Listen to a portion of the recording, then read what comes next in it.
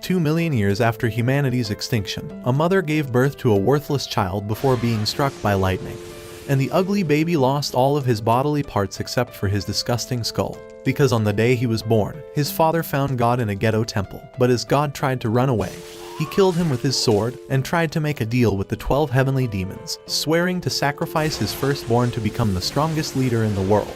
So after Dago told the midwife to kill his son and hide all the evidence, the fat ass witch made it to a river where she was about to drown the useless child. But when she saw a boat in the distance, she decided to cast him down the river instead, and as soon as the disgusting hag pushed him away, a legendary demon appeared to devour her. However, an ugly blind elder sensed the presence of the demon and used his blade to slash it down with a single strike.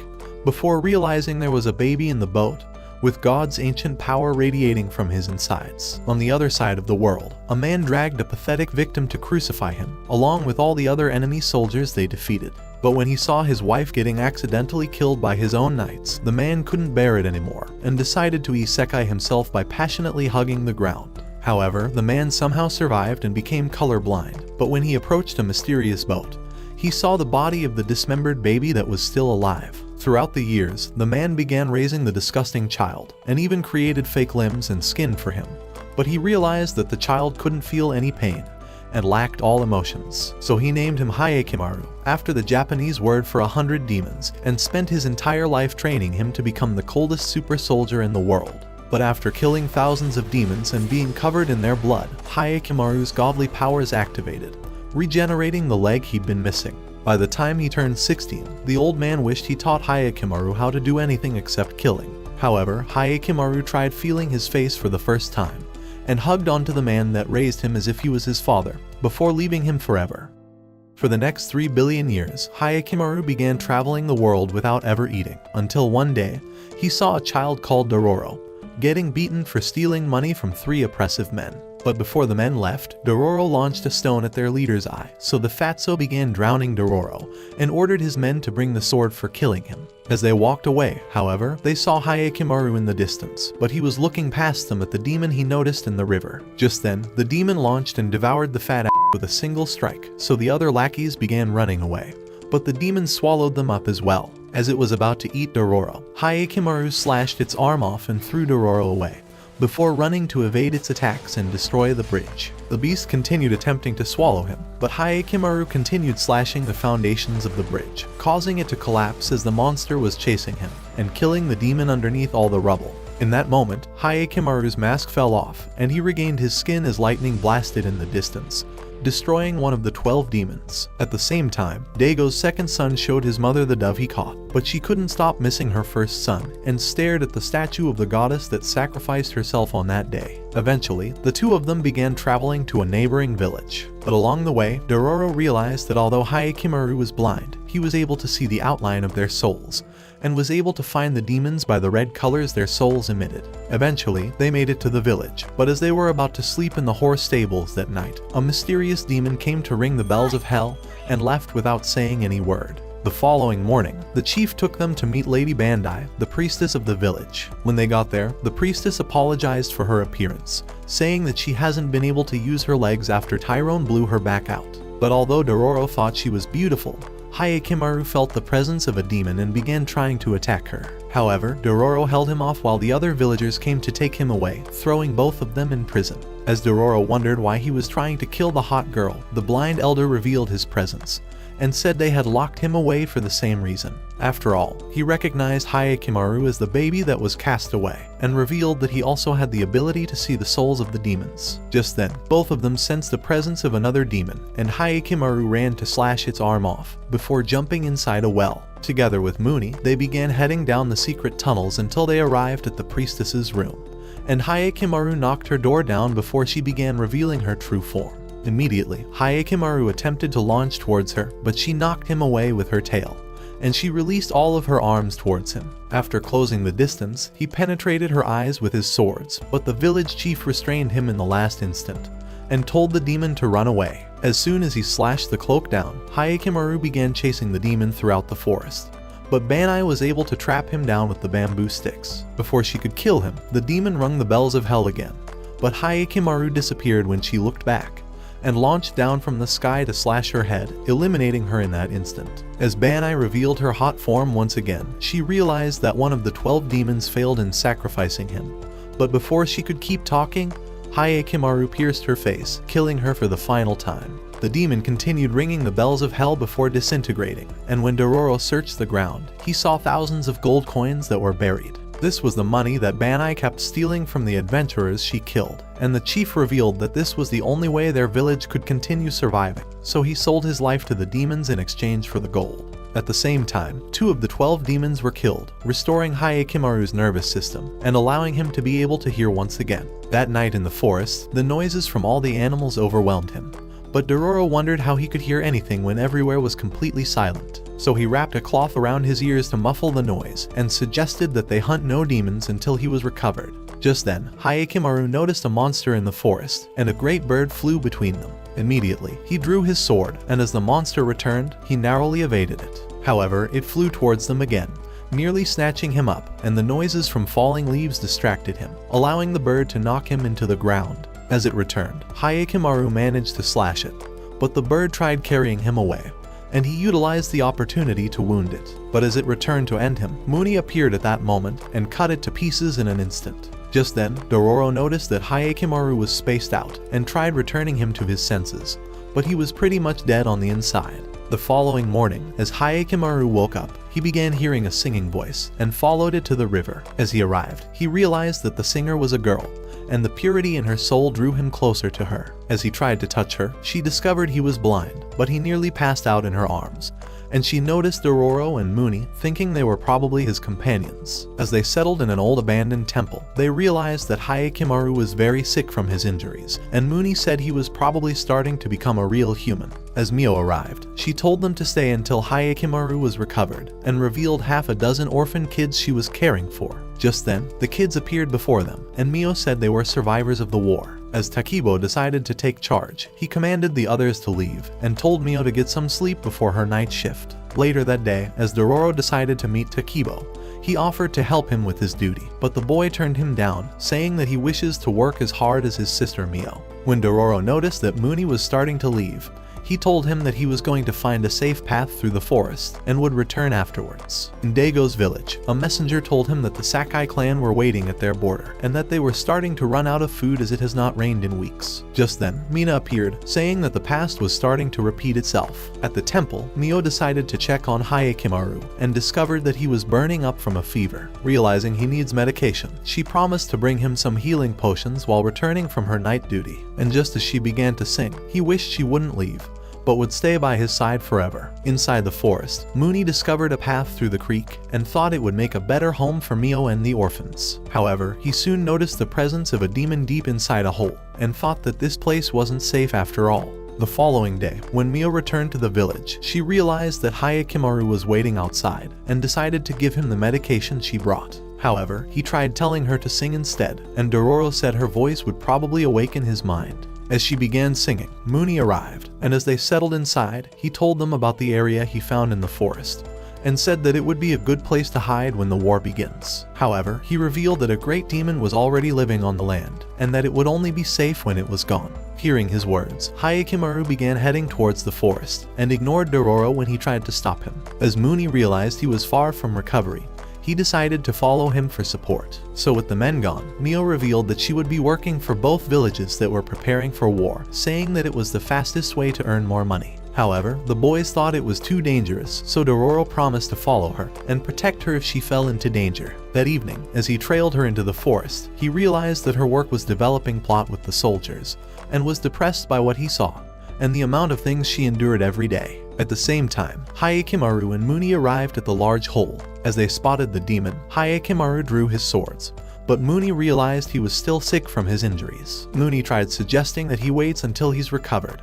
but the monster began drilling the ground, and the sand pulled them deep into the hole. After jumping off the rocks, Hayekimaru flew at the monster, and Muni slashed it from behind, forcing it to turn its attention. As soon as it was distracted, Hayekimaru stabbed its head, but the demon caught him and began pulling him deep into the ground. Luckily, Muni managed to save him, but Hayekimaru began screaming from a terrible pain as half of his leg was lost to the demon. That night, as Dororo returned to the temple, he came across Muni and Hayekimaru. As he noticed Hayekimaru's severed leg, he fell from the shock, and Muni revealed that it was eaten by the demon. However, when he realized that Hayekimaru was actually groaning from the pain, Muni told him that he had now also gained his ability to speak. In the morning when Mio arrived, she found Hayekimaru injured and wondered what happened. But Muni told her that he would survive his injury. As she began to clean his wound, Dororo noticed her scars and ran off at the memory of what he saw. A few minutes later, Takibo found him and wondered why he left, but Dororo thought it was better to keep what he saw a secret. As he asked if he has ever seen Mio at work, Takibo began telling him that his duty was to watch over the remaining orphans, and that they were only able to stay alive because of Mio's sacrifice. At Daigo's village, Tahomaru began demanding to be sent off to the battlefield. But Daigo said he was still just a kid, and told him to have his mom teach him how to play with his small sword. I beg your pardon? However, his mom liked Hayekimaru more than him because he played the sponsor of today's video, AFK Arena, the greatest idle game ever made, especially with one of the greatest crossovers of all time with One Punch Man. Ever wanted to punch morons like Daigo away for being a useless father? With this new crossover event, you'll be able to use Saitama to punch away some of the greatest anime characters ever made and finally put it to the test to find out who wins. For a limited time, you'll be able to recruit both Saitama and Tatsumaki onto your roster for free, and instead of having to do Saitama's broken daily training regimen, you can just idle to make your characters stronger. Just get on, enjoy your time watching these broken characters, activate Auto Crusher mode, and let your unbreakable team conquer stages 24/7. On top of that, AFK Arena has also teamed up with many anime IPs in the past, letting you build the ultimate cross-universe battle stage. Ever wondered if Saitama could last against Sung Jinwoo's endless shadow army, or if Rimuru could absorb one of Saitama's serious punches? AFK Arena provides you with a playground to test out fights from your fantasies and bring them to reality. So what are you waiting for? Scan the QR code or click the link to download AFK Arena. And for a limited time, you'll be getting 10 free summons every day in the first month to recruit even more of your favorite characters, giving you a chance to craft the greatest roster with over 1,000 free draws in total. You'll get some of the strongest characters and won't have to be an ugly loser like Tahomaru, who isn't even liked by his own mother. Damn! As Mina appeared, Tahomaru begged her to play with his sword, but she thought he was a spoiled little brat and ignored everything he said. However, Tahomaru realized she'd been only pretending to care about him ever since he was born, and wondered whose sword she was really worried about. He thought she was definitely hiding a secret, and hoped to eventually discover it. At the temple, the memory of the incident continued flashing across Hayekimaru's mind, and as he tried heading to the forest, he fell from his injury.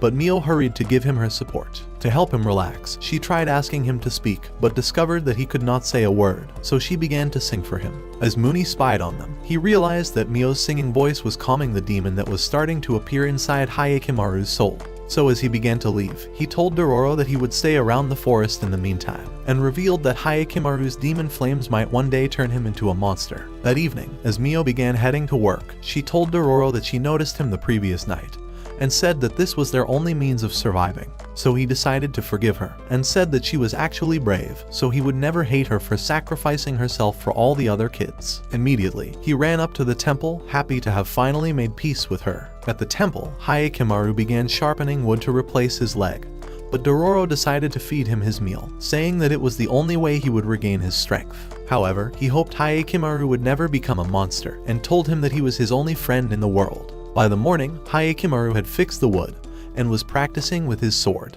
As the orphans admired his sword arms, they decided to show him several hidden swords, and Takibo revealed that they found them on the battlefield. At the same time, Mio began heading to work, but a soldier from the Ishikawa clan spotted her and thought she was probably a spy. On that night, with all the other kids asleep, Dororo realized that Hayekimaru had left the temple, and thought he must have gone to face off with the demon. At the hole, Hayekimaru drew his swords and was ready for the battle. As he slid into the hole, he began dodging the demon's claws, and it started raining at the same time. As the beast bit off his leg again, He stabbed it right in the mouth and jumped very high before slaying it in an instant. At that moment, the rain stopped and Dago's statue split in half. When Mio arrived at the temple, Takibo told her that Hayekimaru had gone off to fight the monster, so she hurried immediately. Just then, a bunch of Ishikawa soldiers arrived and followed her to the temple. As Hayekimaru and Dororo began returning home, the boy was happy to see his leg restored. But after hearing those words, Hayekimaru realized that the temple was burning, as the soldiers slayed the orphans without any mercy. When Dororo arrived, he discovered that all of his friends were dead, and the leader wondered if he was one of the spies. He said that Mio was spotted entering the enemy's camp right after leaving them, so he thought she was selling them off. Thinking he could save her, Dororo began running to her, but the man caught him and threw him to the ground. However, as he tried to end him, Hayekimaru sliced off his hand, so the men surrounded him immediately. At that moment, Hayekimaru discovered that Mio was about to die, and the realization sent him into a frenzy. So he stabbed the first soldier and began killing the rest of them as the anger overtook him, driven by madness and revenge. At the sight of this, Dororo remembered Muni's words and thought Hayekimaru might end up becoming a monster, so he stopped him before he could slay the leader, allowing the man to escape. As he revealed a pouch, Dororo told him that it was filled with seed rice, and said that it was Mio's dream to one day create a rice farm for the children, so she could feed them rice paddies. After all, none of them had ever eaten anything except burnt rice paddies after the war, so he told him to hang on to it, and to never forget Mio's dreams. After hearing those words, Hayekimaru let out his first word and said, "Mio," and they buried all the bodies before leaving the temple. As they resumed their travels, the only thing they kept on hearing was Mio's sweet voice singing, pushing them to keep moving forward in their miserable lives. When it was night, Dororo tried asking if Hayekimaru was hungry, but he only held on to the pouch. Before long, Dororo began hearing voices in the forest, and thought two lovebirds were probably developing plot behind the bushes. As he grew angry at the thought, he began hurling stones at the trees, but a basket nearly crushed him. Just then, he noticed a spider before him, and Hayekimaru rushed up the tree immediately. In an instant, he slashed the webs, and a man fell to the ground. But Dororo realized that he has probably lost his mind. As Hayekimaru flew at the monster, he slashed it instantly, but it cast a web and bound him to a tree before escaping immediately. Later that night, as they spotted a village, Dororo suggested they stay there for the night, and the monster thought it was the best place for her to recover. When they arrived at the village, they discovered that they needed a pass to enter, and a guard told them that there was a kidnapper abducting the villagers. In the morning, a villager noticed the lady on the roadside, but she pushed him away and pretended to be afraid. As he noticed she was sick, he invited her to his home, saying he would offer her some food. However, she thought it was her chance to drain his life force and realized she could waste him like an empty doll. At his home, he introduced himself as Yajiro and wondered if she has a name. When she said that she doesn't have one, he decided to name her Ohagi. Believing she was hungry, he decided to serve her a bowl of rice, and she thought that it was delicious. As he wondered where she was from, she told him to mind his fucking business and said that she would leave his hellhole once she regains her full strength. Just then, he began to leave, saying he would return when it was dark, and she thought he was a mysterious man. At night, as Yajiro arrived home, he noticed that Ohagi's sickness was getting worse and wondered if she hasn't eaten all day. Right then, he spotted a cockroach and decided to release it outside. At the sight of this, Ohagi wondered why he decided to spare it unlike every other human in his right mind, so he told her that every life was special. His words impressed her, and she told him that she has never met anyone like him. However, as they slept that night, she crawled to his spot and tried to eat him out, but discovered that she was hungry for food, and decided to eat the rest of her meal before going back to bed. She thought he was a special human and wished to know everything about him. When it was morning, Dororo was exhausted from scouting the village and wondered where the spider could be hiding. However, later that day, Dororo discovered that another villager has gone missing, but wondered how it was possible, seeing as there was no sign of any monster. That night, Yajiro realized that Ohagi has gotten even worse, and told her that they have no doctors in the village. On top of that, they need a traveler's pass before she could leave, so he offered to sneak her outside. Meanwhile, Hayekimaru and Dororo were chewing on weeds for dinner, and Dororo thought they would definitely starve to death if they continued to stay in the village. At the same time, Yajiro and Ohagi began hurrying to the secret exit, but before long, they came across Hayekimaru and Dororo. Realizing who they were, Ohagi wondered if they were waiting to slay her, but this only made Dororo discover that she was the spider, and he commanded Hayekimaru to attack her. However, Yajiro decided to protect her, and said that he was actually the kidnapper. Just then, the guards appeared and threatened to execute Yajiru for sneaking people out of the village. Dororo tried saying that he found him first and deserves the reward, but the leader revealed that there was never a reward in the first place, and that it was merely a scam to make the people confess. As he commanded his men to capture them, Ohagi bound the men with her webs and consumed their life force immediately. Just as Hayekimaru sensed her red soul glowing again, he drew his sword and tried to attack her, but she bound him with her cloak and ran away with her man. As Dororo freed him, Hayekimaru ran after them, and a guard called for the others with a whistle. Eager to escape, Ohagi cast a web to the top of the mountain and pulled them up. As Yajiru realized she had regained her strength, he began saying that he was probably useless to her now, but she told him that she wants him by her side forever. Yajiru wondered if she kills humans after draining their life force, but she told him that she always spares their life, but continues to suck their life force every single time. This was all Yajiru wanted to hear, so he offered himself to her, because he was tired of his lonely life anyway. Eventually, they arrived at the secret cave, and Yajiru told her to find her way to the exit, but she suggested that they escape together. After all, his identity was exposed already, and she thought he would never be safe here. However, just as he agreed, arrows pierced his body, and Ohagi realized that the soldiers had found them. As she grew angry, she cancelled the arrows and bound the men, immediately draining their life force. At that moment, she transformed into the spider and captured the others, but Hayekimaru cut her web. As he sliced off her leg, she knocked him away, and told Yajiru that she would not abandon him. However, when Hayekimaru was unwilling to allow her to escape, Yajiru asked him to spare her life, and said that he wants to stay with her forever, so Hayekimaru decided to leave her alone. The next day, they continued their travel, and Dororo noticed that Hayekimaru was starting to smile. A few days later, Dororo began wondering why Hayekimaru was not talking to him, since he had already regained the ability to speak. As they noticed some weird-looking people carrying a girl to the top of the mountain, Dororo thought it was probably a bridal parade, but wondered why the bride was sad.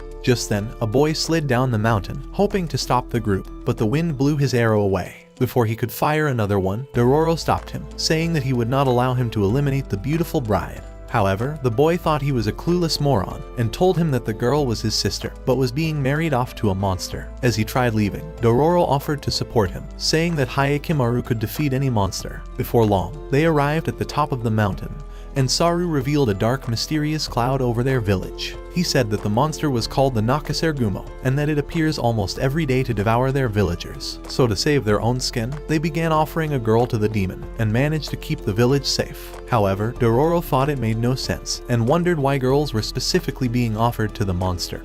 But even Saru had no idea. Thinking he could scam the fuck out of this loser, Dororo offered to rescue her, but said that it wouldn't be for free, so Saru decided to pay him with worms and a tiny piece of gold. As Dororo realized he could probably sell it, Saru offered to give him more of it if they succeeded, so he agreed to help him, and Saru introduced himself. A few hours later, when the other villagers had returned, Dororo and Saru knocked out the guards, and Saru decided to free Genie. However, his sister told him that she could not leave the mountain, as she was afraid that the demon would devour the entire village in her place. Saru tried telling her to save her own skin, but she told him that her life was far less important than everyone else's. Just then, Dororo began telling her that they would slay the monster, and Hayekimaru drew his sword to prove he was ready. At that moment, the dark cloud began rising towards them, and the guards nearly pissed themselves. In an instant, they were sucked into the clouds, and their devoured bodies were dumped to the ground. As they heard a roar, Dororo tried telling Hayekimaru that the demon was inside the clouds, but his vision was surrounded by a wall of evil flame.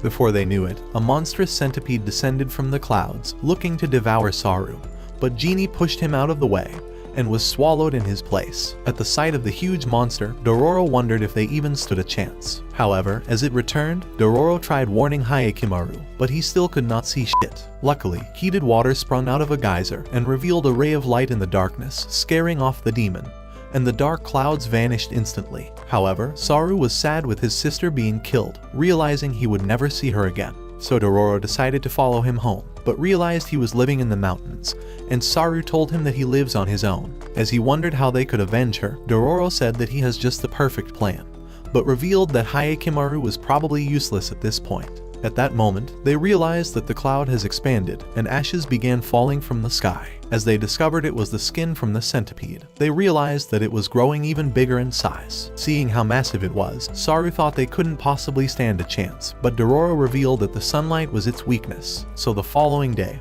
Dororo pretended to be a new bride and successfully lured out the monster. Immediately, he started running away, and as he dodged the centipede, he jumped into a hole.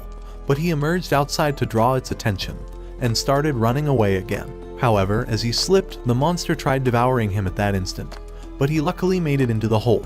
At the same time, Saru was waiting on the mountain, and just as he spotted the monster, he launched a flaming arrow at the geyser, causing it to erupt into a mighty explosion, burning up the monster. However, just before the sun appeared, it quenched the fire and released more fumes to cloud the area before rising high for the kill. At that moment, Hayekimaru drew its attention with a rock and launched his arrow at the monster. As he fired another and a third arrow, he rushed at it and slashed its face, causing it to crash. However, it was still alive, and he narrowly dodged its tentacle before getting knocked away. Dororo realized he could draw Hayekimaru's attention towards the monster, so he jumped down the mountain, landing on top of it, and screamed at Hayekimaru to follow the sound of his voice. As the monster hurried away, crashing through a rock, a stone knocked Dororo unconscious. Just then, Hayekimaru began screaming, desperate to draw its attention, but was knocked away. Even so, he continued screaming, and managed to stop the demon before it devoured him. As he took the onslaught, the beast threw him high into the sky,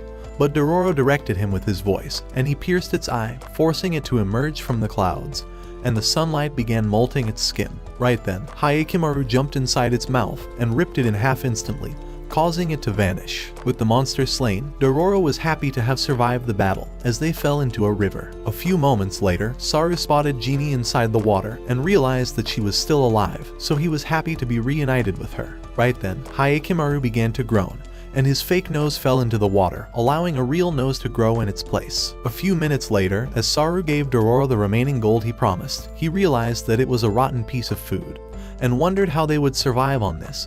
But Genie decided to thank him with a flower. As they began leaving the mountain, Hayekimaru smelled the flower and said Dororo's name for the first time. When he heard that, Dororo realized Hayekimaru was starting to regain his full humanity. Later that day, as Hayekimaru sniffed a flower, he decided to smell Dororo's face, but he pushed him away and fell from exhaustion. As he tried to stand, he fell again, and Hayekimaru realized that something was definitely wrong with him. So he carried him to a nearby village and tried asking for help from a farmer, but the man ignored him. As he met another man, he tried telling him that Hayekimaru was really sick, but the man told him that he's not a doctor, and decided to leave. Having nowhere else to go, Hayekimaru left him on the ground, and Dororo remembered that this was exactly how his mother died. Luckily, a woman found them and decided to take them home. As Dororo regained consciousness, he thought Hayekimaru must have abandoned him and tried to leave, but she managed to calm him down. Just then, she realized that Dororo was actually a girl, but as she noticed the Manjushagi flower, Dororo revealed that it reminds her of her parents, and this made her sad. 6 years ago, her father was the leader of a group of warriors who fought to eliminate the samurais for destroying their village during the war,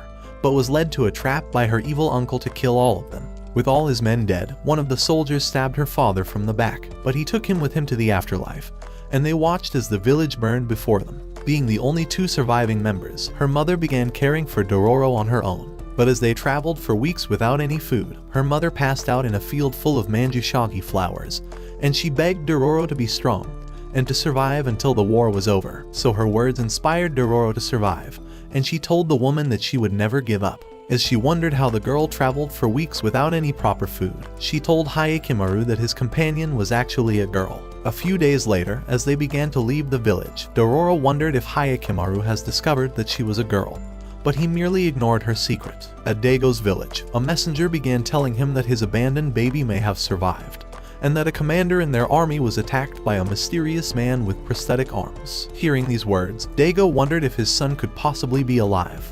Later that day, a chief told him that it hasn't rained in 2 months, and he thought all their rice fields would begin dying from the drought soon. At the same time, another chief revealed that a new clan were preparing to wage a war against them, and Daigo thought it couldn't possibly get any worse. So he rode off to his temple, thinking that Hayekimaru was definitely responsible for the broken statues, as he was starting to reclaim his body parts. Before his eyes, a mystical smoke revealed Hayekimaru, and Daigo realized he was right after all. Meanwhile in the forest, Hayekimaru charged at a monster and slayed it in an instant. A few minutes later, as Dororo washed the blood off his clothes, she began suggesting that they visit the nearby village for some food. Just then, she noticed his pouch and wondered if it was his family's crest, but Hayekimaru only stared at it. At Daigo's village, Tahomaru decided to ask the messenger about the baby he's been looking for, so the man told him that the baby disappeared 16 years ago. However, when he asked him why he was looking for the baby, the man decided to bite off his tongue, and Tahomaru realized that the secret was probably very bad.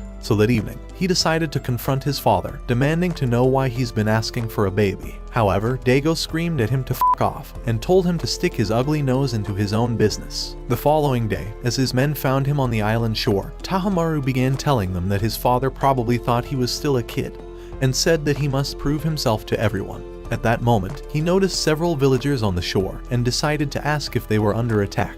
One of the villagers told him that they were being eaten up by a monster inside the lake and said that they would never be safe with the monster alive. Tahomaru realized that this was his perfect opportunity to prove himself, so he told them that he would annihilate the monster, and his men followed him for support. That evening, as they began rowing their boats to the center of the lake, the fishermen noticed that the oar was stuck and the boat stopped moving. At that moment, Tahomaru realized that the monster was already approaching, and just then, it emerged from the water, and the villagers thought it would make them its dinner. Immediately, they tied their boats to a rope and successfully held it to the spot. As the beast grew angry, Tahomaru drew his sword and was ready to slay it. So he jumped off to another boat, and the monster crab tried to devour a villager, but he managed to escape. As Mutsu fired an arrow at the beast, Tahomaru jumped on another boat and split its claw in an instant before Hyogo cracked its shell. Tahomaru tried going for the kill, but the monster withdrew into the water and they watched it vanish. However, it began stabbing their boats, and Tahomaru realized that it was trying to sink them, so he commanded the men to pull the boats towards the shore.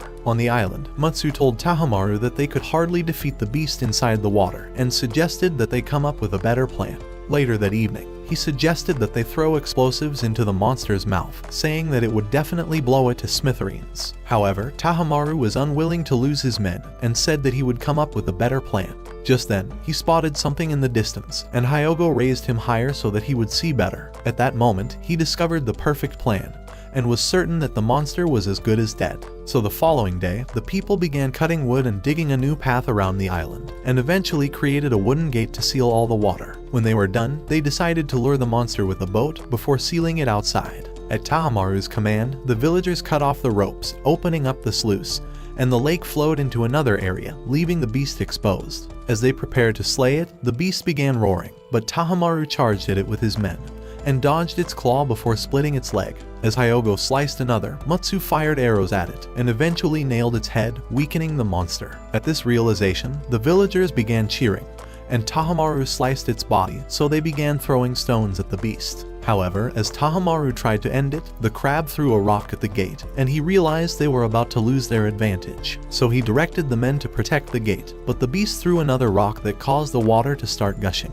Determined to fight anyway, Tahomaru stabbed his sword into the ground, but the water carried away the villagers. Luckily, Hyogo managed to save them before they were eaten, and threw one of them to the island, before tossing the others. With the monster nearly devouring him, Tahomaru tried going for his rescue, but Hayekimaru rushed out of nowhere, and slayed the monster instantly before he slashed it. As Tahomaru wondered who killed it first, his men arrived, and pulled him onto their boat. Just as they rowed away, he noticed Hayekimaru, and wondered just how powerful he must be to slay the monster. Later on the island, Tahomaru demanded to know who Hayekimaru was, but Dororo told him to be grateful that they managed to save their asses, so he thanked him, but wondered why Hayekimaru was only staring at him. Dororo told him that he was blind, and said that he could only see with his soul, but she demanded their broke asses pay up for saving them, so Tahomaru gave her some silver coins. As Dororo wondered how they could find the nearby village they've been looking for, Tahomaru pointed towards his village. However, as they began heading towards the village, Hayekimaru remembered his soul,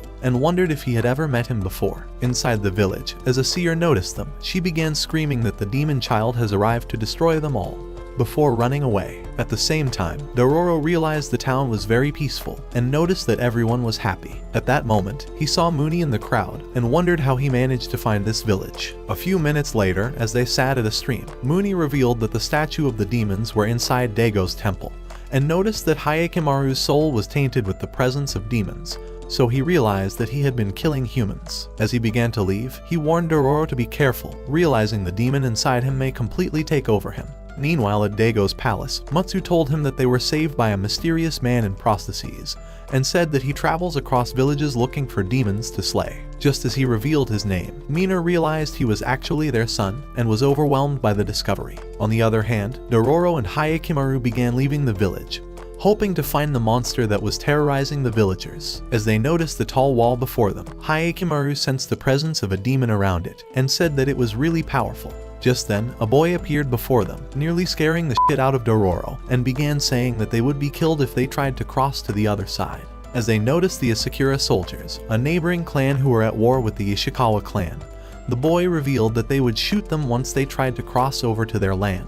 However, Dororo was determined not to leave, and told him that they came to slay Banman, the powerful monster that was terrorizing the area. Later that day, as the boy, Sukuroku, began to make soup, he revealed that this site used to be his home before the wall was built. They had stopped him from returning home, and said that the territory now belongs to the Asakura clan. However, he was bent on crossing to the other side, and said that he intends to reunite with his family. So Dororo offered to help him, and said that they would sneak him in at night. But he told him that demons always surround the area, and would devour everyone in sight. Even so, Dororo was not afraid, and said that her demon-slaying buddy would take care of the monster. At Daigo's palace, Mina wondered where he was heading to, afraid that he intends to kill Hayekimaru to save his worthless village. She told him that he was being punished for sacrificing his own son 16 years ago, but Daigo thought none of it matters, and decided to leave anyway. That night, as the Asakura soldiers left their post, the boys began hearing noises from the monsters. Before their eyes, a flaming demon descended from the sky, and they thought it was a fox. Sukuroku revealed that it was the Banman monster that was terrorizing everyone in the area. And at that moment, over a dozen flames appeared before them, and transformed into foxes. As a demon jumped at Hayekimaru, he slashed it at once and began slashing the other demons. However, the lead fox summoned the others, and more spirits appeared in the sky, flying towards Hayekimaru at the same time.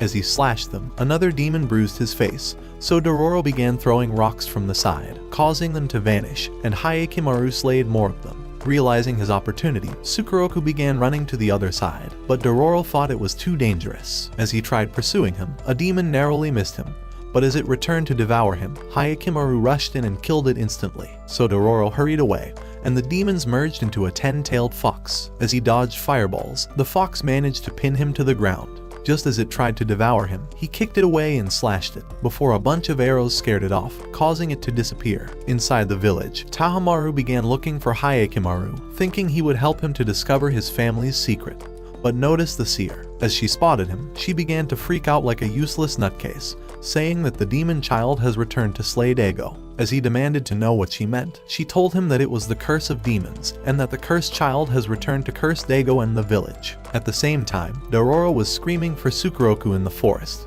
but soon realized that he has been captured by the soldiers. At the wall, Hayekimaru realized that an army was before him, and sensed the power of the demons inside Daigo's soul. As he asked who he was, one of the men began calling him a useless moron for speaking directly to Daigo. In an instant, Hayekimaru knocked their torches and flashed to feel Daigo's soul. As Daigo realized that he was truly his cursed son, he tried to strike him, but he jumped away immediately. As he wondered how he managed to survive on his own, he called him a half-born demon child, and commanded his men to eliminate him. So they launched arrows immediately, but he escaped to the other side, and the men pursued him. Inside the forest, as he hid on a tree, he wondered what Daigo's words meant, and realized he must see him again. On the other hand, as Dororo woke up inside a cell, she realized that she was now a prisoner for the Asakura clan. As she noticed Sukuroku, she wondered if he found his village, but he told her that his home has been destroyed, and that even his family were all probably dead. Hoping to inspire him, Dororo began telling him that they could travel around the world together, but a prisoner said that they would be safer if they could escape to Daigo's territory. He said that the goddess of mercy was protecting their land, and that the demon was keeping the Asakura clan from going beyond the Banman wall. At that moment, Dororo noticed his crest, and realized that Hayekimaru has the same symbol on his pouch, so the man revealed that it was the crest of Daigo's clan. Just then, she noticed the opening inside the cell, and thought it would probably lead them outside. However, when she suggested that they escape together, Sukuroku told her that he was too afraid, and the prisoner said they could never escape. Even so, Dororo was determined to survive, and promised to return for Sukuroku's rescue. So she began climbing up the rocks, but a guard spotted her and immediately called for backup. However, as one of the guards tried to fire an arrow at her, Sukuroku managed to stop him, and the arrows lost their aim as he screamed at her to escape. As she made it outside, she slipped down the rocks and fell into a stream. Meanwhile, at Daigo's palace, Tahamaru arrived home and demanded to know why Mina and his father fed Hayekimaru to the demons. But the memory of it broke her heart, as Tahamaru said that she was useless for abandoning her own son. Daigo appeared at that moment, saying that it was the only way to save their village from the wars and famine that destroyed his people. Just then, they were warned about an intruder and discovered that he was Hayekimaru. As he noticed their souls, he realized they were probably his family and managed to block the soldiers' arrows. However, as they launched new arrows, he began running away, and Daigo commanded his men to kill him. Hearing his words, Tahamaru tried saying that Hayekimaru should be spared, seeing as he was his brother. But Daigo told him to get his empty brains out of his ass and said that Hayekimaru's survival would destroy their entire village. Inside the forest, Hayekimaru noticed Dororo as she came out of the bushes, and she told him that Tsukuroku would soon be executed. At the same time, an Asakura soldier told the prisoners that they have declared war on the Ishikawa clan, as they thought the demon protecting their territory has been driven away, and said that executing them would be their declaration of war. At the village, Tahamaru and his men began making their way to the temple, and as they arrived, they noticed all the broken statues and realized that their seal with the demons would be destroyed soon. At that moment, a powerful wind began blowing them and eventually pushed them outside the temple. This triggered Tahamaru to take sides with the demons, as he realized that saving his village was the most important thing to him. Inside the forest, as Dororo discovered that Hayekimaru's family were the lords of the village, she began saying that they would be offered a VIP treat once they visit the palace, and Hayekimaru was hoping to see his mother again. At the Banman Wall, the Asakura soldiers launched arrows to eliminate the prisoners, but Tsukuroku managed to survive. Immediately, the Ishikawa soldiers charged at them, and Dororo spotted the battle from the forest. Before they knew it, spirit flames began appearing, so Hayekimaru began slashing them as he rushed towards the battle. On the battlefield, a demon devoured a soldier, so the Asakura clan began running off, realizing they could not win the war. Just then, the Ishikawa soldiers spotted Hayekimaru, and Daigo told his men that he was the demon threatening their village. As Hayekimaru noticed one of the soldiers who slayed Mio and the orphans, he grew angry at the memory, and was ready to annihilate them all. However, Dororo managed to hold him back, and eventually calmed him. Right then, Tahamaru arrived, and told him that he was his younger brother, and that their father really offered him as a sacrifice for the village. However, he thought it was the right thing to do, and said that breaking the seal with the demons would ruin their village. To stop this from happening, he said Hayekimaru was now a demon in their land, and must be annihilated immediately. So he drew his sword, and decided to attack him.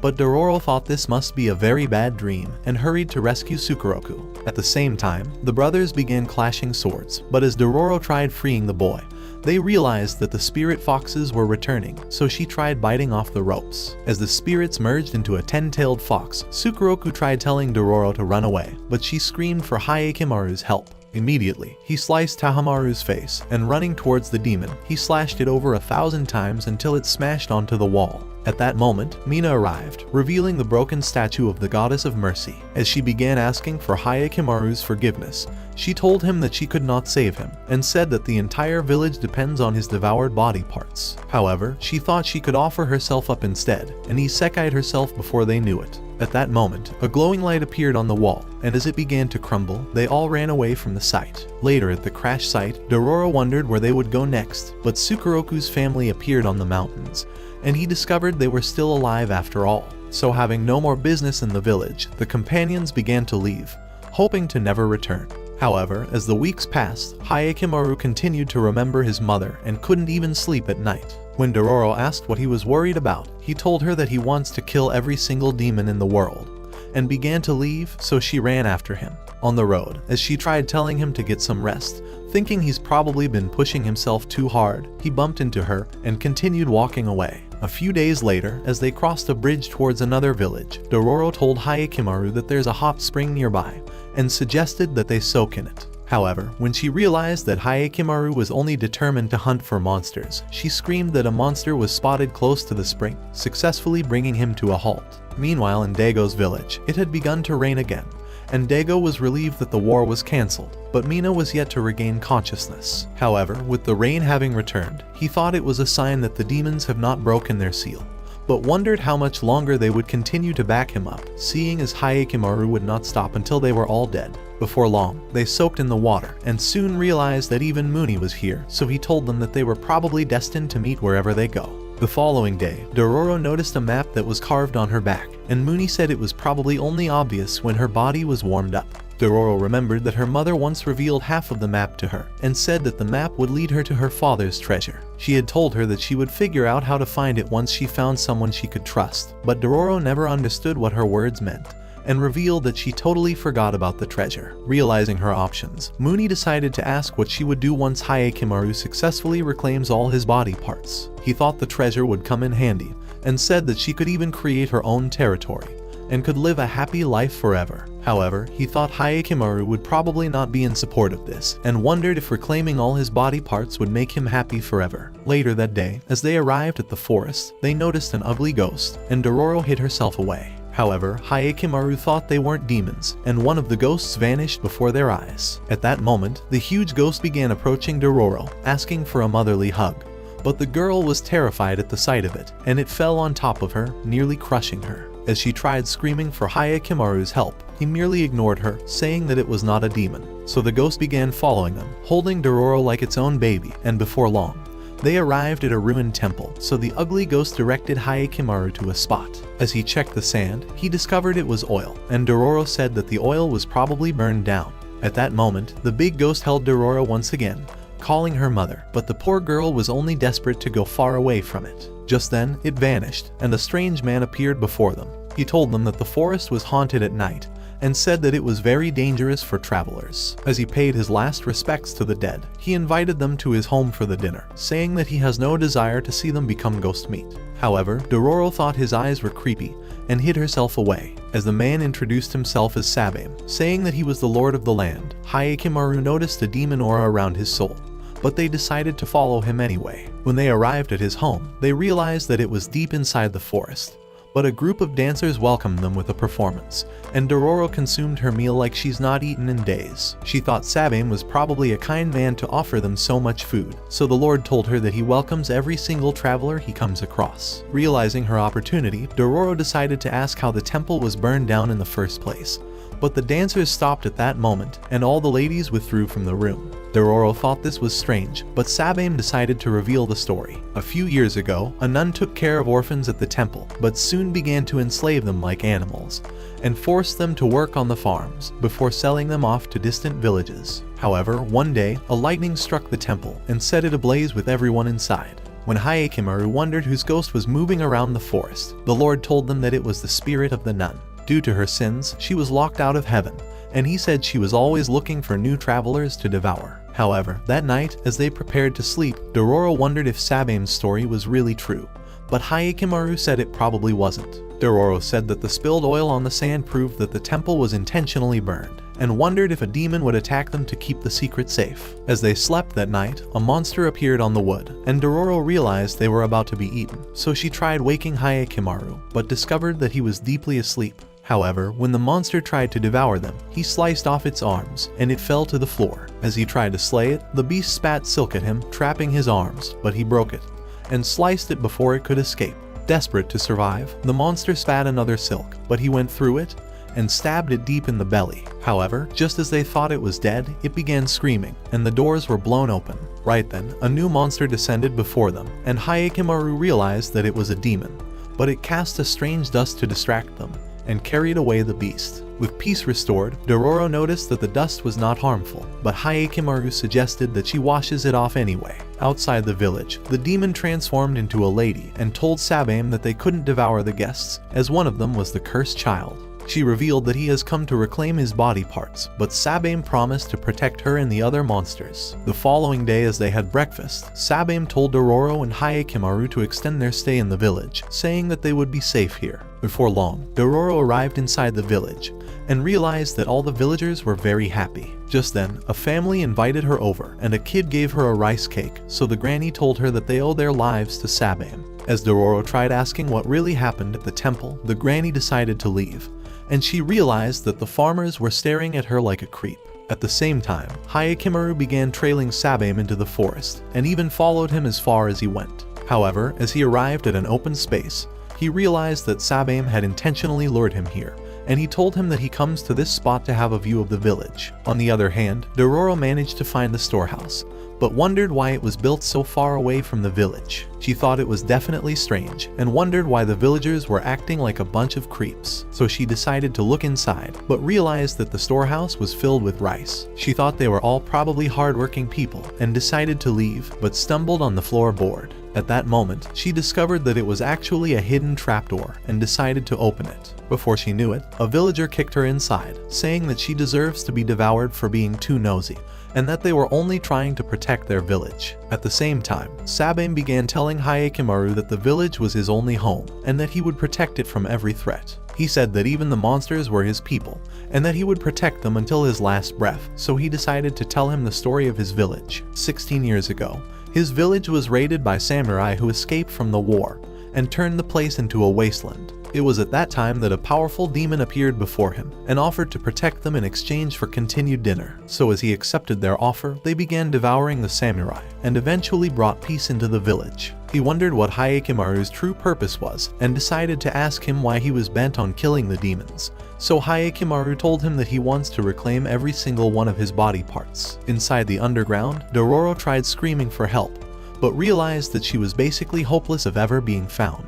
As she wondered how she could tell Hayekimaru that she was trapped, several monsters appeared in the darkness, and she began running away for her life. Just then, a silk caught her ankle and tripped her on the sand. She tried pulling herself up, but noticed the bones before her, and the big ghost appeared before her eyes, stopping the monsters immediately. As Dororo wondered where it came from, the ghost tried telling the monsters to withdraw. However, when they tried devouring her anyway, baby ghosts burst outside and managed to send the monsters away. As one little ghost returned, she revealed the true story to Dororo, and she realized that Sabame actually slayed the nun before feeding the kids to the monsters. This realization made her sad, and she wondered why the villagers could be so terrible, but the baby ghosts offered to lead her outside. Inside the forest, as the beast awakened, Sabame revealed that Hayekimaru would be its lunch, and it appeared before his eyes. As the demons cast weird dust, Hayekimaru decided to hold his breath. At that moment, he realized that Sabame was just like Dago, and would sacrifice anyone for his own good, so he slashed at the monsters, knocking one to the ground and splitting another's wing.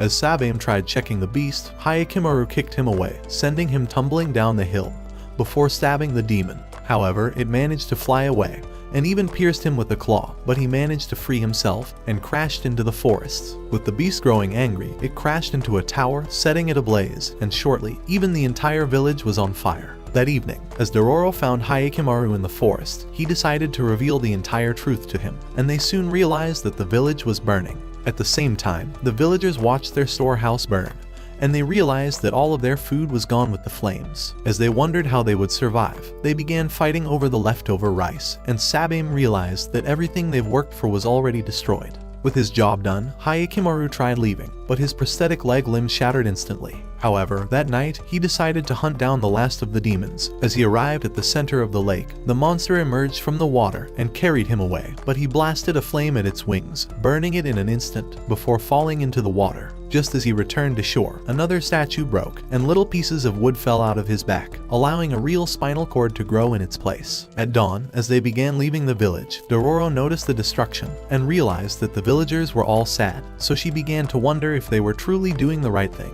But Hayekimaru couldn't care less about them. As she remembered Muni's words, she wondered if killing all the demons would change anything in the world, but Hayekimaru could only think of slaying the next one. However, as he tried to check for Dororo, he realized that she was no longer by his side. Meanwhile, Dororo decided to take a different path, realizing that Hayekimaru would continue ignoring her forever. Just then, a group of mercenaries arrived, and she discovered that their leader was Itachi, the uncle that lured her village into their death. He told her that he's been looking for her, and demanded for the other half of her father's map.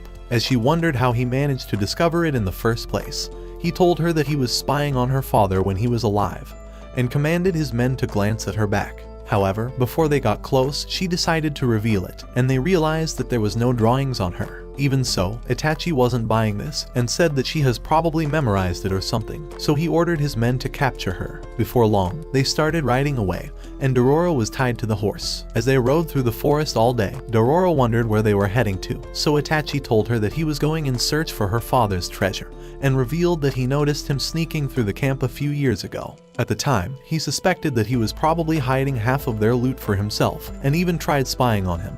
But he never discovered anything, and eventually gave up. However, he was now desperate for money, and decided to look for the treasure once again. After all, he had nothing more to lose. Luckily, he came across her mother's burial site, and managed to discover the map after digging her up. Hearing these words, Dororo grew angry, and tried charging at him, but she fell after being restrained by the rope.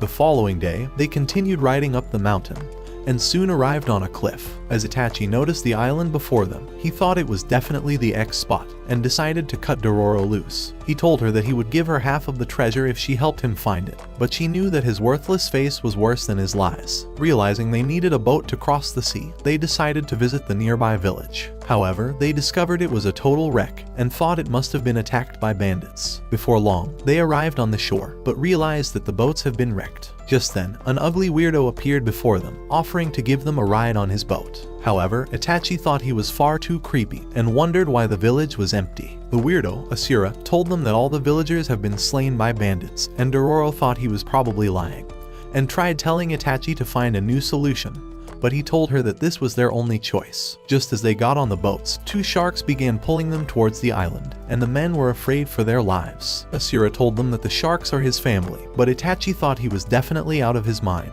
As Dororo wondered how he lost his arm, he revealed that he fed it to the sharks when they were hungry, and eventually fed them with every single villager. At that moment, Itachi realized that they were being pulled to an opposite island, and threatened to slay him on the spot. Just then, Asura summoned the sharks and commanded them to devour the mercenaries. Before they knew it, one of the sharks pulled down a boat, and they began devouring the men like a large chunk of meat. As Itachi tried to end him, a shark scratched his arm, allowing the weirdo to leave unscathed. He told the sharks to leave the rest of the men for their dinner, and began moving towards the shore. A few hours later, as one of the men tried paddling away, a shark emerged and devoured the wood, making the men realize they were entirely hopeless. However, Dororo would not give up, and began telling them to wake the f*** up, because no one would remember their worthless lives if they died here. When the men began to wonder how they would escape, Dororo offered to lure the shark to the surface, so that they would kill it immediately. Before they knew it, she jumped into the water and swam deep inside. As she narrowly dodged the shark, she yanked the rope, so they began pulling her towards the surface. As the shark tried devouring her, she caught its face, successfully luring it out of the water, and the men stabbed it at the same time,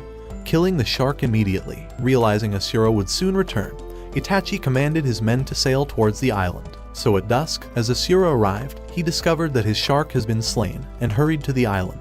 Just then, the men appeared before him, having lured him into the trap, and soon beat him to a pulp. When it was morning, the men began marching to the top of the hill, continuing their search for the treasure, and Dororo realized it may all be over for her. At that moment, Asura regained consciousness and commanded his shark to devour all the men. Meanwhile, on a battlefield, Kyujai continued fitting prostheses on bodies, determined to fulfill the promise he made. As a thief stole one of the prosthetic eyes, a demon devoured him immediately and knocked Kyujai to the ground. Thinking he was dead, it jumped on an old man and ate him out at that moment, but Hayekimaru slayed it out of nowhere. At the sight of him, Kyujai realized he was changed and thought his abilities were terrifying. As they sat in the cave, he began to wonder how Hayekimaru managed to reclaim his body parts and even learned to speak. However, Hayekimaru's only concern was getting a new prosthetic leg, and he told Kyujai to help him fix another one. Unwilling to do so, Kyujai tried serving him dinner, but Hayekimaru told him that his only desire was to get a new leg. However, Kyujai decided to serve him dinner anyway, and noticed his pouch as it fell, so he wondered if Hayekimaru has met his family. As Hayekimaru revealed who his father was, he told him that he fed him off to demons, and decided to tell him every single thing that happened. Meanwhile, in Daigo's village, Mina finally regained consciousness. However, when the housekeeper told Tahamaru, he merely ignored her and began riding out of the village with his men. At the same time in the cave, Kyujai learned about the entire story and realized that the existence of Daigo's great village depends on Hayekimaru's life. So Hayekimaru told him once more that he wants the new leg. However, Kyujai told him that he wouldn't fit him into another, as he was afraid that he would continue killing the demons and eventually destroy Daigo's village. He said that with every demon he kills, he was losing more of his humanity, and thought he would eventually become a demon. He said that a new prosthetic leg would only speed up the process and decided to ruin it, saying that he could not save him. At that moment, Hayekimaru remembered that his mother had said the exact same words, and a landslide sealed the entrance of the cave. At Daigo's palace, Mina began telling him that Hayekimaru managed to survive the demon's sacrifice, because the goddess of mercy offered her head in exchange for his own. This was the only logical explanation, seeing as his head should have been devoured by the last demon. However, with the goddess of mercy now destroyed, Mina thought Daigo's contract with the demons was now broken, and told him that their village would soon be destroyed. Even so, Daigo thought she was overthinking it, and told her that the village would continue to be safe. However, as he arrived outside, his spy told him that Dororo was spotted on an island, and he thought that Hayekimaru was definitely with her, so Daigo commanded that Tahamaru finds him immediately. Meanwhile, Tahamaru and his men arrived at an abandoned home, having learned that a demon was killing the villagers, and Tahamaru thought it was his duty to slay it. As he entered the house, they noticed a rat on the wood, and the monster rat flew at them, but Tahamaru cast it aside. They realized it was a demon, and Hyogo tried to squash it, but it nipped him and evaded Matsu's arrows before Tahamaru sliced its limb. In the cave, Hayekimaru began digging a new way out, and as Kyujai noticed his determination to slay more demons, he wondered why Hayekimaru was so eager to resume his hunt for them, so he told him that he must reclaim every part of his body. Just then, he punctured the wall and discovered he could see outside. Meanwhile, in the demon-infested house, Matsu decided to spy on the demon and realized that it has over 1,000 babies. Looking to end it, he aimed his arrow at the monsters, but the beast charged at him, so Tahamaru slashed another limb out of nowhere. As Hyogo tried to end it, the beast escaped, but Matsu pinned it to the floor. With the demon captured, Tahamaru suggested that they burn down the house, saying that it was the only way to obliterate the monsters for good, so they decided to do so. As Tahamaru began to leave, he told his men that he would protect his village, even from his own brother. In the meantime, Hayekimaru eventually made his way outside, and discovered a bunch of demons before him. Just then, one beast began charging at him, but he slayed the monster and destroyed the rest of them in a moment. At the sight of this, Kyujai thought he may have raised a monster and wondered why he rescued him in the first place. Before long, Hayekimaru had slain all the demons and immediately stabbed the evil core, causing it to dispel, and all the monster seeds began to vanish. By the following day, as Hayekimaru was ready to leave, he asked to know Kyujai's name, but he told him that he didn't deserve a name, as he thought his life was tainted with murder, so Hayekimaru began to leave. At the same time at Daigo's village, Tahamaru prepared an army ready to hunt down Hayekimaru. On the other hand, Hayekimaru managed to acquire a boat and began sailing towards the island, hoping to find Dororo. On the island, Hitachi and his men continued searching for the treasure, but the men soon began to wonder if they were even heading in the right direction. At the same time on the beach, the living shark began devouring the dead one and upgraded into a monster shark. When it was done, it began crawling towards Dororo, looking to make her its snack. However, as it tried to devour her, it bit into the tree and ripped it off as she managed to escape, before getting knocked aside. With the beast still hungry, it tried to eliminate her, but Hayekimaru arrived and stopped it just in time. As he slashed the beast, Dororo wondered why he came, but they soon noticed that the shark was starting to stir awake, so Hayekimaru told her that it was a demon. Immediately, he began charging at the monster, and jumped over to the other side, but it managed to catch his wooden leg. Desperate to kill it, he stabbed its eye, and the monster tried shaking him off, but he continued stabbing it. As Asura tried running towards the shark, it smacked him away, so Hayekimaru jumped high and stabbed it really deep, eventually killing it. With the monster dead, Hayekimaru decided to rub heads with Dororo, and she thanked him for coming to her rescue. Right then, Hayekimaru started groaning, and as the wood fell out, Dororo realized that a new leg had grown out of him. However, with time running out, Dororo suggested they find Itachi immediately, so they began heading towards the mountain. Meanwhile on the mountain, Itachi and the men arrived at a cave, and he thought that the treasure was definitely inside. Eager to find it, two of his men entered inside, thinking they were about to become millionaires. But as one stepped on a trap, the place exploded immediately. Even so, Itachi thought he had it all figured out, and tried saying that he would definitely find the treasure now. Just then, they noticed Daigo's ship sailing towards the island, and Hayekimaru realized they were definitely coming for him. Before long, they arrived on the shore, and Matsu told Tahamaru that they found Hayekimaru's boat on the other side of the island. This was all he needed to hear, so he commanded his army to eliminate Hayekimaru and everything else in sight. After noticing their presence, Itachi wondered why they came in the first place, but when arrows were fired at his men, he realized that they came to annihilate them all, so he began running away for his life, realizing his chance at finding the treasure was probably gone forever. At the same time, Dororo and Hayekimaru were running off to a safe spot. As two archers tried launching arrows at them, they knocked them out with rocks and continued running away. While Dororo began climbing up the mountain, she realized that Itachi and his men were already hiding here, and he told her that he still hasn't found her father's treasure. So Dororo began screaming at him to wake the f*** up, saying that their survival was more important than any money. But Itachi thought Hayekimaru would find it and claim it as his own. As Hayekimaru suggested they create a distraction, Itachi thought he has the perfect plan. So a few minutes later, one of his men pretended to be a wounded samurai and told the army that Itachi was preparing explosives. Right then, a rock exploded and the soldiers hurried to the site. Utilizing their distraction, Itachi suggested that they hurry to the shore. However, as they began to leave, one of the men was killed with an arrow, and they realized that Matsu was aiming at them from the shore, before noticing Hyogo on the rock above them.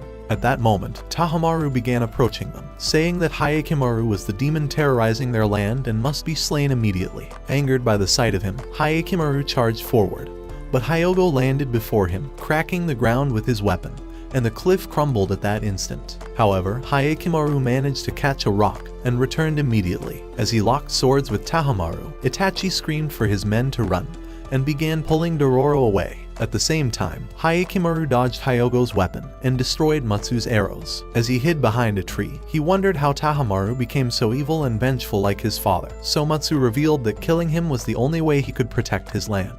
As he fired an arrow that pierced his back, Hayekimaru decided to utilize this advantage and attacked again, allowing Hyogo to break his sword. In the meantime, Itachi and his men tried sneaking around the mountain, but arrows pierced his men before they escaped. Before long, they discovered a line of statues, and Itachi revealed that this spot was marked on his map. As he started checking the statues, he realized that he could easily become a millionaire when he finds the treasure, but an arrow pierced his back at that instant. Afraid he would be captured, he flung his sword at the army, killing one of the samurai, but they launched more arrows at him. Luckily, Dororo hid behind one of the statues, but as it fell, it pushed off the rest of them, and they began sliding down the mountain, crushing the men immediately. At the battle, Hayekimaru evaded Hyogo's weapon and climbed up on a tree, but as Matsu's arrow missed, he flew towards Hayekimaru with his sword, but Hyogo knocked him back and pushed him towards the rock. As he screamed for Hayekimaru to end him, Hayekimaru kicked him away and backed him into the wall, saying that they are now his enemies, and they began clashing swords like sworn rivals. At the same time, Itachi realized he was about to enter Nirvana, but told Dororo that he hopes to see the treasure before his soul leaves his body. At that moment, they spotted Asura on a cliff, and he revealed that he came to isekai everyone. Right then, he threw down his torch, and an explosion erupted, destroying the mountain and sending rocks crashing on the soldiers. As Hayekimaru escaped, Hayekimaru commanded his men to retreat immediately, so when the dust cleared, Hayekimaru decided to search for Dororo. Meanwhile, Dororo and Itachi woke up inside a cave, and they discovered that the treasure was right before their eyes. However, as Itachi tried reaching for the gold, his soul left his body at that moment. So Dororo decided to pay her last respects, and told Hayekimaru that she has no idea what to do with all this money. When it got dark that night, they began sailing away from the island. By the following week, Hayekimaru realized that all the villages were beginning to starve, and that epidemics were starting to spread again. Hyogo said that the demons were probably responsible, and thought they were being punished for failing to kill Hayekimaru. However, Hayekimaru thought only the demons could reveal the truth, and suggested they head for the Hall of Demons, where all of Dago's statues were kept. Meanwhile, on the far side of the world, Dororo realized that it was fall, and wondered why this was the first time she's ever noticed. As they rested for a moment, a man appeared on the mountain, wondering if they came to search for demons. When Dororo wondered who he was, he told her that he came to look for the same demon. So as he began leading them away, he revealed that his name is Saburoda, and said that he's been hunting the demon for over 6 months. He told them that it was a powerful beast, and revealed his scar as proof, because after it ate his mother out, he's been waiting to get his revenge ever since. However, Hayekimaru didn't believe a single word he said, and decided to lead Dororo away. Before long, they arrived on the top of a mountain, and Saburoda told them that the beast always shows up here. Just then, it appeared on a rock, and Dororo realized that this monster was not like any they have ever fought. However, as Hayekimaru discovered that it was actually a demon, he charged at it immediately, and the demon charged back at him. As he dodged its fist, he leapt back, but soon realized that the serpent tail was about to devour Dororo. In an instant, he rescued her and blocked Saburota's attack, making him retreat. Dororo thought he must have lost his mind, and wondered why he was siding with the demon, so he revealed that he was its servant, and said that he offers everyone as a snack to even the loss of his mother. Just then, the beast began charging at them, but Hayekimaru jumped out of its way, causing it to smash into the rock. Before they knew it, the cliff broke, and the rocks crumbled to the ground. A few minutes later, as Dororo regained consciousness, she realized that her arm was stuck in the rubble. As she tried to pull it out, they discovered that water was starting to spring out of the ground, and realized that the place would be flooded in only a matter of time. Hoping to save her, Hayekimaru tried to pull out her arm. But as he fell back, Dororo realized that his fake arms were far too useless. Even so, Hayekimaru would not quit, and tried pushing the boulder, but in only a short time, a pool formed around them, and his cast began to break. Afraid he would not stop, Dororo tried telling him that she would escape on her own. But more water started gushing, and nearly overwhelmed her. Desperate to save her, Hayekimaru pushed even harder until his cast completely broke, and Dororo began to drown. As his desperation increased, Hayekimaru tried smashing the rock, but even this was futile. However, Muni appeared just in time, and stabbed his sword into the boulder, cracking it and rescuing Dororo immediately. He revealed that he was just within the area, and was happy to have made it here just in time. However, Hayekimaru had no time for chit-chats, and began to leave, abandoning his fake arms. As he arrived on the mountain, Saburota wondered how he managed to survive, but Hayekimaru told him that he was here to annihilate the demon. Immediately, the beast jumped on top of him, but he raised it with his swords, and slashed it at once. As the monster retreated, Hayekimaru began approaching it, and slashed it again. Desperate to stop him, Saburota flew with his sword, but he blocked his attack, and cast him aside. Without hesitating, he jumped on top of the monster and sliced its face in half. At the sight of this, Saburota wished he was as powerful as him, and thought he could have saved his mother with a similar move. When Hayekimaru tried to end it, Saburota tackled him to the ground, and told him that he wishes he could have been a better warrior. Right then, the demon devoured him, and vanished before Hayekimaru could slay it. Before his eyes, it unleashed its wings as a powerful aura surrounded it, and a weird face grew out of the demon. As it flew towards Hayekimaru, he stood his ground, determined to slay it. A few minutes later, when Dororo arrived on the mountain, she discovered that the serpent tail had been cut off, and as she followed the trail of blood, she noticed that the demon's body parts were all over the place. Just then, she realized that Hayekimaru had totally annihilated the beast, and even his sword was pierced into Saburota. At his final moment, Saburota realized that Hayekimaru was not human after all, but he slashed his head off. However, no body part grew this time, so he began stabbing the monster, hoping to kill it again if it wasn't dead already. As Dororo tried to stop him, he began screaming for his body, and continued stabbing the beast like it was a large chunk of meat. Meanwhile, Tahamaru and his men arrived inside the Hall of Demons, and before their eyes, another statue began to crack, leaving only one standing. Right then, Hayekimaru began to leave. When Dororo asked him where he was headed, he told her that Daigo was the last demon, and that he needed to kill his father to finally become human. A few days later, as they got closer to Daigo's village, a few soldiers rode past them, and Dororo realized that their banner was for the Asakura clan. As she thought they were probably preparing for a war, she tried telling Hayekimaru to wait it out, but his only desire was to reclaim his body parts, and he told her that he would definitely confront Daigo. Meanwhile, in Daigo's palace, a man began telling him that Hayekimaru was heading towards the village, and as Tahamaru overheard him, he offered to eliminate him before he arrives. He said that this was his duty, and that it was their only hope for restoring the village. Realizing his mind was made up, Daigo decided to grant him his permission, so he left. The following day, as he began heading out with his men, he told them that they would not return until Hayekimaru was dead. In the meantime, Dororo and Hayekimaru continued their journey towards the village. As they came across a man, he wondered if they were heading to Daigo's town, and suggested that they return immediately. He said that a war would break out soon, and thought they would be caught in between both armies. However, Hayekimaru couldn't care less about the war, and began to leave anyway. As the man tried to stop him, he threatened to kill him, and told him to get his disgusting face out of his sight, so the man ran away for his life. Immediately, he began walking again, and Dororo tried persuading him to wait until the war was over, but he told her that he must reclaim his body, and sent her stumbling to the ground. Realizing she could not persuade him, Dororo told him that she would not follow him anymore, so he tried telling her that he was just trying to reclaim what was stolen away from him.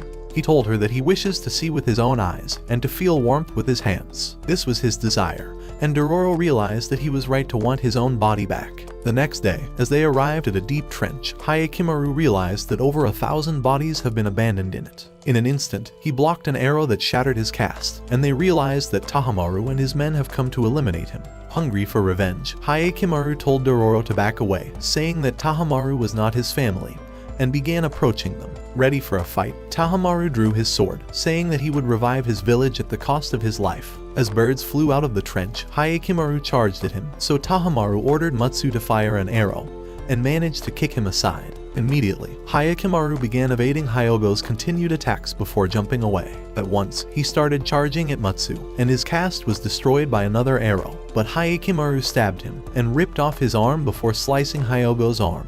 As he tried to end him, Tahamaru blocked his sword, and they began striking and slashing at each other like damaged, vengeful enemies, determined to slay the other until Hayekimaru kicked him away. As he jumped to end him, Tahamaru rolled away, and as Hayekimaru attacked again, he narrowly avoided getting slashed before slicing his face. Even so, they charged at each other once more, but an explosive was fired into the ground, so Hayekimaru jumped away before it went off. At that moment, reinforcements arrived, and Yumi jumped over Hayekimaru to distract him. As he rode past him once more, he began charging again, igniting an explosive before jumping away from his horse. Immediately, they fired an arrow at it, and it bumped into Hayekimaru, pushing him towards the cliff. Before he knew it, the horse exploded, sending him falling into the trench. So one of the men seized Dororo, and began taking her away. As Tahamaru wondered why Yumi decided to show up, he told him that his father ordered him to save his life, seeing as he was the next leader of the clan.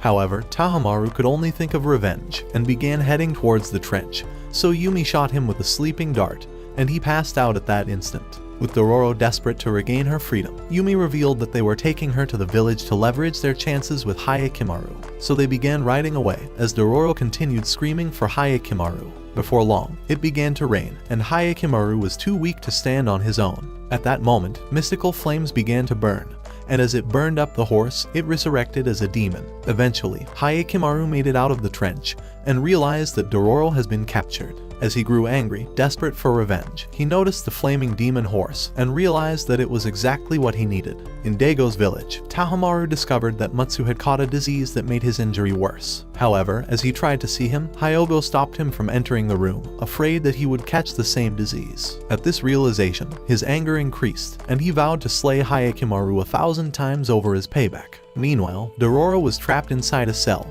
and she realized she couldn't break the lock. As she heard a noise outside, she pretended to be asleep, thinking it was probably a samurai. However, Mina appeared before her and opened up the cell, allowing her to escape. As they began sneaking out of the palace, Mina revealed that she was leading her to a hidden tunnel, but asked to know who Hayekimaru really was. However, Dororo thought it was probably too late, and reminded her that she already abandoned him even after meeting him. As they arrived at the secret tunnel, Mina began leading her through the cave, until they eventually arrived outside the village. So she thanked her for staying with Hayekimaru, saying that she has probably kept him from losing his mind. However, as Dororo began to leave, she realized that Mina was following her, and she revealed that she wishes to see Hayekimaru one final time. Meanwhile in the village, Hyogo appeared before Tahamaru, and began telling him that Matsu had vanished from his room, and they thought he intends to isekai himself. At the guard post, two men noticed the demon horse, and it ran through their post, destroying everything in its path. At the same time, Dororo and Mina began sailing towards another village, and Mina remembered how she tried searching for Hayekimaru at the lake when he was first abandoned, but found no traces of him. Thinking her presence might be useless on the battlefield, Dororo tried telling her to return home, but she said that her only desire was to see Hayekimaru one final time. Right then, the boat rocked from a strong current, and the speed increased out of control. Mina thought the water was probably surging down from the mountain, and they noticed the broken bridge before them. As they crashed on the bridge, they fell into the water, and Dororo began sinking deep. However, by the time she woke up, she saw Muni before her, and he told her that she washed up on the shore. As she realized she was in a new village, she wondered if Mina managed to survive, and thought she may have drowned in the lake. Before long, they started walking through the village, and Dororo noticed all the sick villagers. As Muni introduced her to one of the men, Yahiko, she discovered that he carried her from the shore. And right then, she noticed that Mina was helping the sick villagers, but the men wondered who she was. As they stood outside the village, looking at the ruin, Dororo realized that the surviving villagers were angry at Daigo for burning up their homes, and she thought they would kill Mina if they discovered she was his queen. Later that day, as she met Mina at the stream, she told her that the war has almost begun, and said that Hayekimaru was probably in the village already. She said that he may become a demon, and that the demon flame in him was starting to burn brighter. At that moment, a man ran into the village, and began telling the others that Dago's army were waiting on a nearby hill, and were ready for war. However, they weren't facing the Asakura army, but were rather afraid of a single demon. Hearing those words, Dororo realized it was probably Hayekimaru, and Mina wondered if they could really stop him. Meanwhile on the hill, a mighty tornado began blowing away the soldiers, and they spotted Hayekimaru on the flaming horse, oozing with a dark aura. As he raised his sword, he charged at them with a fierce tornado, and began slaying them like a deranged maniac.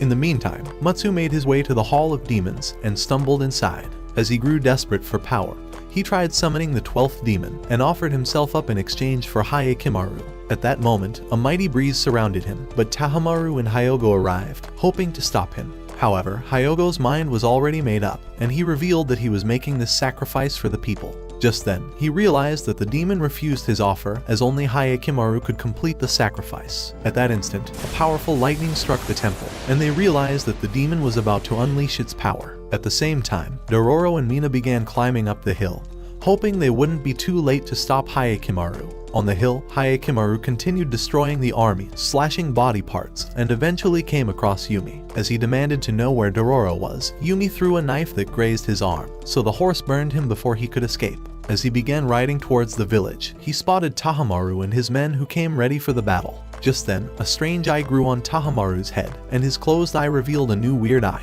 At the sight of this, Hayekimaru realized they had acquired new powers from the demon, and discovered they had grown new arms and extra eyes. These were his body parts, and he grew desperate to reclaim them, so he charged at them immediately. As they clashed swords, Tahamaru said that killing him was their only hope for restoring the village, but he evaded getting smashed, and Hyogo revealed that they wouldn't stop until he was dead. So Matsu clashed swords with him and threw him off his horse. At the same time in the village, a young horse became restless as it sensed the danger and began running away. At the sight of this, Yumi thought something was definitely wrong and began pursuing it. At the battle, Hayekimaru evaded a slash, determined to get back his body, but Tahamaru blocked his attack, forcing him to jump back on his horse. Right then, he unleashed a tornado, preparing for a new attack, but Tahamaru began saying that he was nothing but bad news to them, and that his life was far too useless to be worth anything.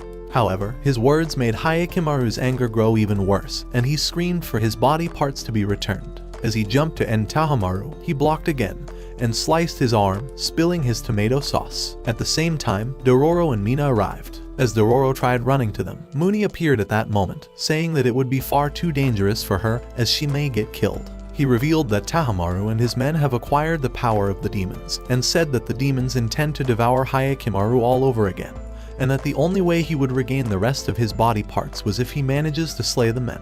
Just then, they noticed the young horse running towards the battle, so Dororo ran after it, hoping to stop it from interfering. At the battle, Matsu and Hyogo appeared before the demon horse and were ready to slay it. However, it wouldn't back down and began charging at them. As it knocked Hyogo to the ground, it tried to squash him, but noticed the young horse approaching, so Hyogo and Matsu stabbed it at the same time, utilizing its distraction, and eventually slashing it. However, it wouldn't go down easily, so it ripped off Hyogo's head and kicked Matsu away. As he managed to land on his sword, he flew back, and Hyogo's arm drew his blade, as both of them stabbed it in a combined attack before dropping dead. At this discovery, Tahamaru smacked Hayekimaru away and rode off to them. Just then, the horses reunited, but the wounded one eventually lost its flame and passed away, and Dororo realized they were actually family. As Tahamaru found his men, he realized that he could not save them, and the memories they shared flashed across his mind. So he began screaming at their loss, but two new hands grew out of Hayekimaru's body. This was his true desire,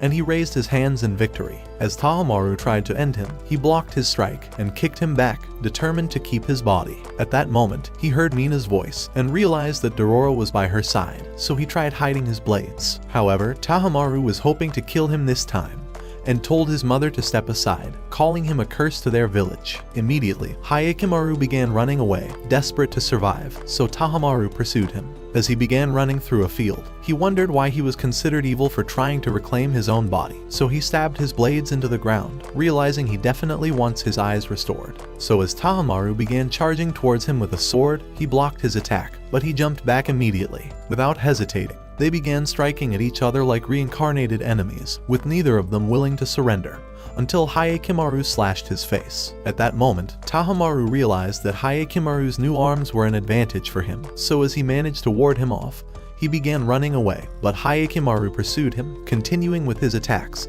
and even slashed the grass. However, he realized that Tahamaru had vanished, but once he spotted him, he began pursuing him again, determined to reclaim his eyes. At the hill, Dororo wondered how she could end the fight, so Muni revealed that it would only end when one of them was slain. As one of the men began saying that Hayekimaru was better off donating his body to the demons for peace, Dororo grew angry at his words and tackled him to the ground, calling him a selfish, useless, filthy human who was willing to sacrifice someone else and not himself. So she began pounding on him, telling him to donate his own body to the demons if he thought it was the right thing to do. As Yahiko pulled her away, he tried telling her that sacrificing Hayekimaru for the village was a worthy sacrifice. However, his words made her anger grow worse, and she tried pounding on him, but Mina began saying that Hayekimaru's sacrifice brought them long-term peace, but it never could have lasted forever because they failed to obtain the peace on their own. At that moment, Dororo realized that their only hope for having a better world was to create it by themselves, so she said that they must grow stronger. Meanwhile, Hayekimaru continued pursuing Tahamaru,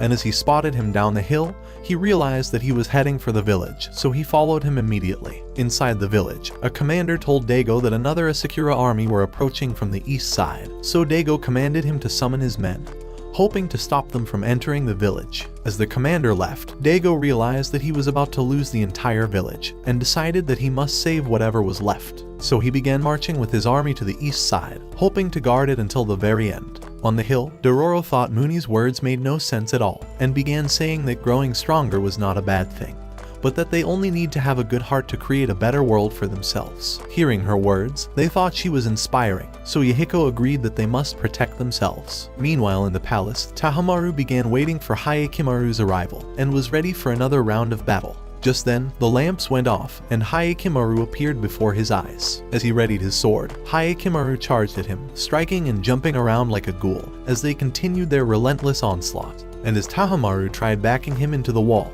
he threw him off, striking him with all the anger in his body, until his sword got stuck on the wood. As he dodged his blade, Tahamaru backed away immediately. At that moment, a fire ignited, but neither of the men was willing to surrender. Tahamaru thought this was the perfect place to end him forever, but Hayekimaru was determined to reclaim his eyes. On the hill, the men noticed the palace was burning, and Yahiko thought the Asakura army must have invaded the village, but Muni told them that the brothers were probably responsible. Hoping to stop them, Dororo began running towards the village, so Mina decided to follow her. At the same time, Kyujai arrived at the village and thought he was responsible for this disaster. In the palace, the brothers continued fighting even in the flames, slicing each other, and striking swords with all the anger and determination in their body. As they fought with all their strength, Hayekimaru backed away from the fire, but was bent on reclaiming his eyes, even ready to burn the entire world for it. So they began fighting again, and as Tahamaru struck the wall, the memories of his men flashed across his mind. The thought made him angrier, and he attacked with all his might. He said that Hayekimaru doesn't belong in this world, and should just die already, but Hayekimaru told him that the village was built with his body,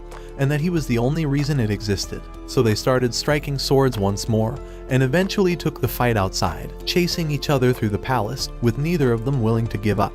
Tahamaru said that this has always been his home, and called Hayekimaru an intruder for returning. Right then, he realized that Mina had always ignored him, and thought she probably liked Hayekimaru better. As he grew jealous, he tried to attack him, but Hayekimaru blocked his sword. Tahamaru began saying that he has always defended the village, and that Hayekimaru has no place here. But Hayekimaru wondered why he has a void in his heart. However, Tahamaru thought he was probably responsible for it, and said that he stole their mother from him. As he attacked again, they fell through the balcony, crashing through the roof, and eventually landed on a heap. In an instant, Hayekimaru slashed across his face, but he kicked him away. Realizing his good eye could barely see, Tahamaru switched to the demon eyes, and they clashed once more. Meanwhile, Dororo was trying to make her way into the palace, but realized that the flames were blocking her path. As she began hurrying away, hoping to find another way through, she came across Muni, and he revealed that Mina was sneaking inside through a secret passage. Eager to watch the fight, Dororo offered to come along, but Mina said that her life would be in danger, and told her to watch over Hayekimaru if he manages to survive. Before long, she arrived at the entrance, but discovered that it was locked from the inside. As she tried turning away, it opened at that moment, and Kyujai appeared before her eyes. He told her that he's been waiting for her and decided to pull her outside.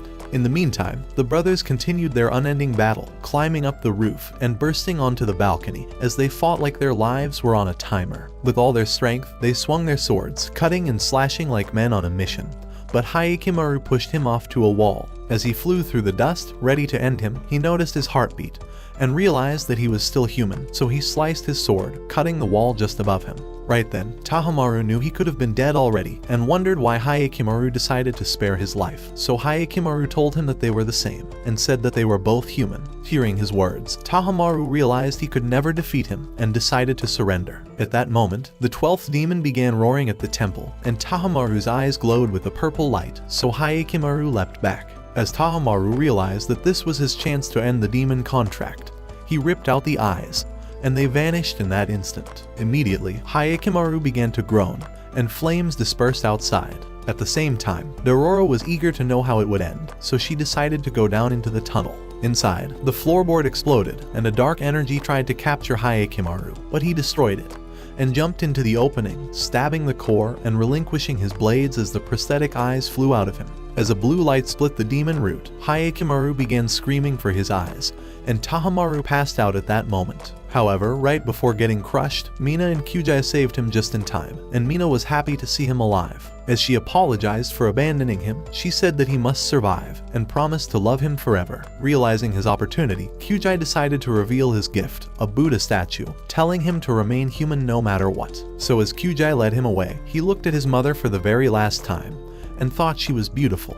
But the roof collapsed immediately, and he fell into the tunnel. Afraid they would be burned by the flames, Dororo tried helping him up, saying that they must leave immediately. So with Hayekimaru safe, Mina tried soothing Tahamaru, apologizing for abandoning him, and saying that she would stay by his side forever. In the tunnel, as Hayekimaru began ascending towards the outside, he noticed Dororo for the very first time, and told her that she was pretty. However, she was afraid that her secret would be exposed, and tried to silence him before anyone discovers. After making it outside, they realized that the entire palace was destroyed, so Muni revealed that this was how Hayekimaru's journey was destined to end. Before they knew it, the entire village went ablaze, and Dororo wondered if this was happening because Hayekimaru reclaimed all his body parts. Outside the city, as a messenger arrived, he began telling Daigo that the village was on fire, and revealed that Mina and Tahamaru have died in the flames. As Daigo heard these words, he began marching towards the Asakura army, hoping to destroy them just as his village has been destroyed.